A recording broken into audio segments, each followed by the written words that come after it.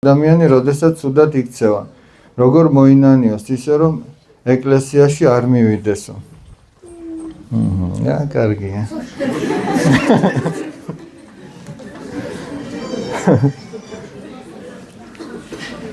ადამიანი დაუშვათ ფეხბურთს კარგად ვერ თამაშობს. როგორ გახდეს კარგი ფეხბურთელი ისე რომ მოედანზე არ მივიდეს და ბუფეტში იჯდეს და მარტო ფუნთუშებს ჭამდეს. გახდება? კარგი ფეხბურთელი გახდება? ხო და აქაც ვერ გამოვა ჩემო ძვირფასები. ეკლესია ქრისტეს სხეულია. ეკლესია ქრისტეს სხეულია. ქრისტეზე როგორ ვამბობთ? მაცხოვარი ხო ვამბობთ? მაცხოვარი, მხსნელი. ის არის ჩვენი მაცხოვნებელი.